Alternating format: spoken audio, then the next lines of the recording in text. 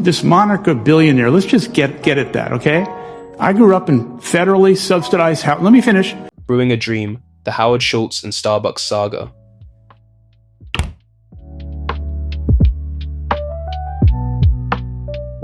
This monarch billionaire, let's just get at that, okay? I grew up in federally subsidized housing. Let me finish. I grew up in federally subsidized housing. My parents never owned a home. I came from nothing. I thought my entire life was based on the achievement of the American dream. Yes, I have billions of dollars. I earned it. No one gave it to me. Howard Schultz's journey with Starbucks reads like a modern American epic, a tale of grit, vision, and relentless pursuit of a dream that transformed coffee culture worldwide. But beyond the glossy success lies a story full of colorful characters, personal struggles, and even moments of humor that shaped the company's identity. The early spark and the Italian inspiration.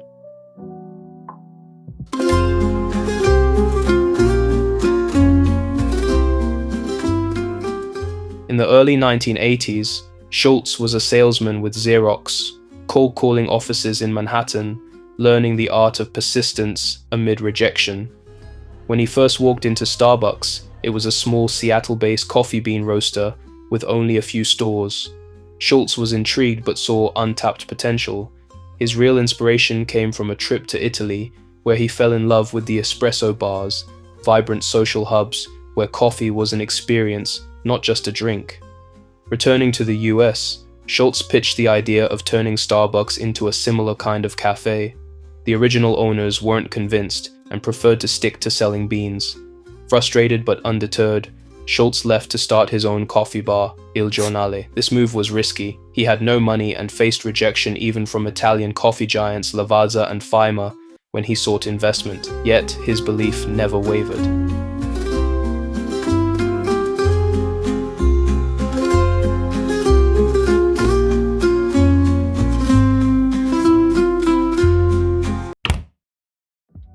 The quest for the perfect cup and the birth of the sip lid.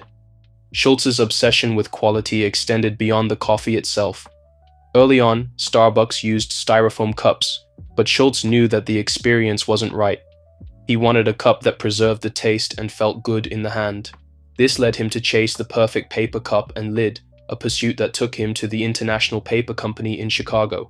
Though initially dismissed by paper companies who didn't understand his vision, Starbucks eventually popularized the now ubiquitous sip lid. Interestingly, Schultz later joked that he should have secured an exclusive on that lid, as it became a global standard. This attention to detail, from bean to cup to lid, was emblematic of Schultz's approach to building the brand, or three. And I'll say it a different way. If managers and leaders want to exceed the expectations of your customers, the only way you can do that is if, as managers and leaders, you're going to exceed the expectations of your people, so they can exceed the expectations of the customer. Schultz's drive. Behind Schultz's professional journey was a personal story that fueled his ambition. Growing up in a Brooklyn housing project, Schultz's father was a struggling truck driver who suffered a debilitating injury, leaving the family financially vulnerable. Schultz's father-in-law initially doubted his coffee dreams, questioning the practicality of his risky career moves. Yet, Schultz's determination to rise above his circumstances and create something meaningful never faltered. This personal history gave Schultz a unique leadership style, one that combined empathy for employees, whom Starbucks calls partners, with a fierce commitment to quality and innovation.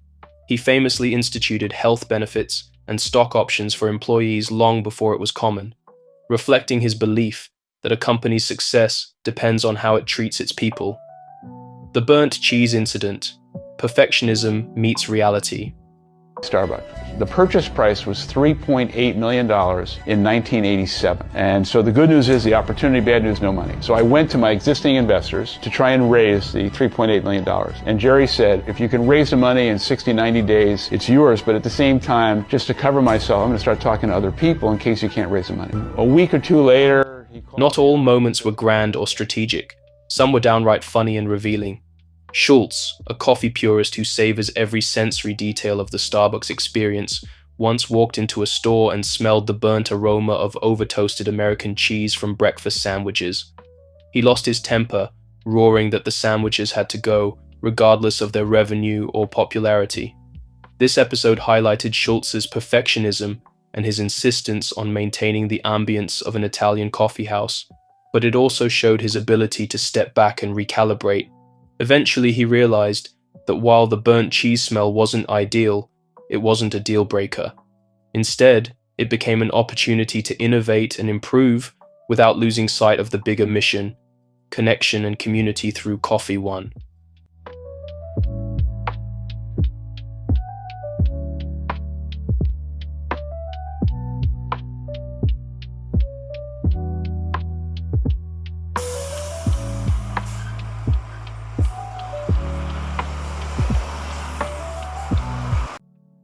The Starbucks culture and Schultz's personality cult. Schultz's leadership style created a personality cult within Starbucks. Employees affectionately called him Uncle Howie, and his book Onward became almost required reading for partners. His frequent, sometimes unannounced store visits kept the culture ground, reminding everyone that Starbucks was more than a corporation. It was a community. Yet, not all employees were always on board.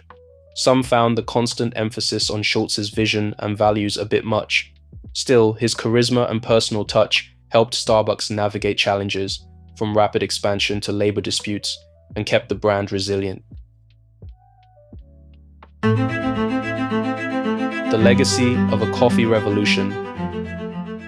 By the time Schultz stepped down as CEO in 2017, Starbucks had grown to nearly 30,000 stores worldwide and added close to $100 billion in market value. His story is not just about coffee, but about creating a brand that resonates deeply with people's lives and values.